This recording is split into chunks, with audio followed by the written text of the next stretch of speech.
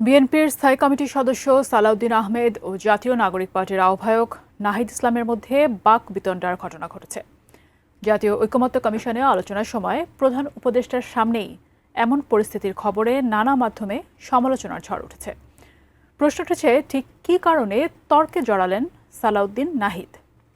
আরও জানাচ্ছেন সহকর্মী শাহাদাত রিফাত।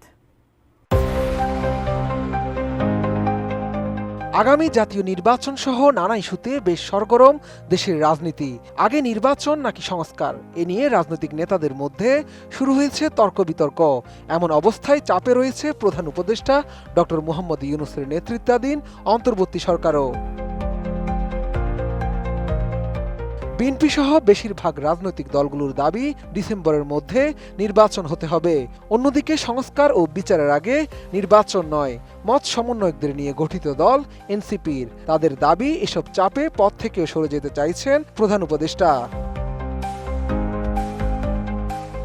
এমন অবস্থায় দেশের সব রাজনৈতিক দলের নেতৃবৃন্দের সঙ্গে কয়েক দফায় আলোচনায় বসেন প্রধান উপদেষ্টা ডক্টর মোহাম্মদ ইউনূস। বিশ্বমানের থার্মিক্স রড, সালাম স্টিল থার্মিক্স, দেশের একমাত্র থার্মিক্স রড। তবে ডিসেম্বরের মধ্যে নির্বাচন ইস্যুতে অনড় বিএনপি সহ বেশিরভাগ রাজনৈতিক দল। এ নিয়ে পক্ষে বিপক্ষে থাকা দলের নেতাদের পাল্টাপাল্টি বক্তব্য বেশ চোখে পড়ার মতো। এর মধ্যে ঘটেছে অবাক করা এক ঘটনা।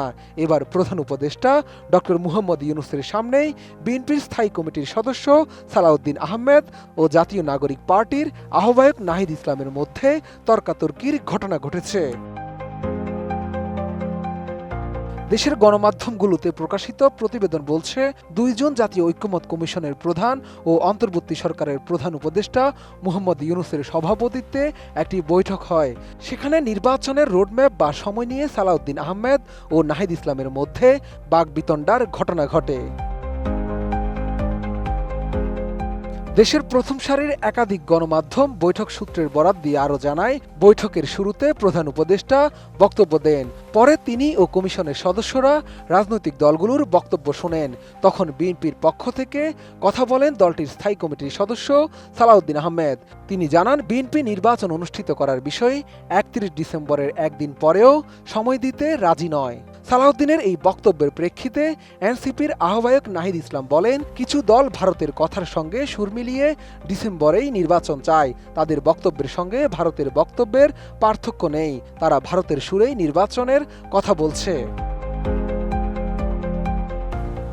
এদিকে নাহিদ ইসলামের এমন মন্তব্যের সঙ্গে সঙ্গে ক্ষুব্ধ প্রতিক্রিয়া জানিয়ে বিএনপির স্থায়ী কমিটির সদস্য সালাউদ্দিন আহমেদ বলেন, ডিসেম্বরে নির্বাচন চাইলে যদি ভারতের সুরে কথা বলা হয়, তাহলে যারা নির্বাচন পেছাতে চায় তারা নিশ্চয়ই যুক্তরাষ্ট্র কিংবা চীনের সুরে কথা বলছে।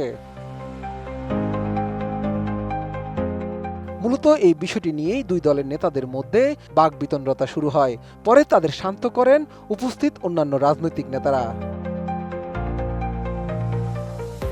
বৈঠক শেষে বিএনপির সিনিয়র নেতা সালাউদ্দিন সাংবাদিকদের সঙ্গে কথা বলেন, জানান তাদের বিশ্বাস ডিসেম্বরের মধ্যেই জাতীয় নির্বাচন অনুষ্ঠিত করা সম্ভব। আমরা মনে করি ডিসেম্বরের ভিতরে নির্বাচন অনুষ্ঠান করা জাতীয় সংসদের খুবই সম্ভব এবং এর আগেই জরুরি ভিত্তিতে যে সমস্ত সংস্কার করা প্রয়োজন, বিশেষ করে নির্বাচনমুখী, সেই সংস্কারগুলোকে চিহ্নিত করে আমরা ঐকমত্যের মাধ্যমে সেগুলো বাস্তবায়ন করি এবং সেই এমন কোন সংস্কার নেই যেগুলো এক মাসের মধ্যে বাস্তবায়ন করা সম্ভব হবে না। অন্যদিকে এনসিপির আহ্বায়ক নাহিদ ইসলাম বলেন, জুলাই সনদ বাস্তবায়নের আগে নির্বাচনের তারিখ ঘোষণা করা ঠিক হবে না।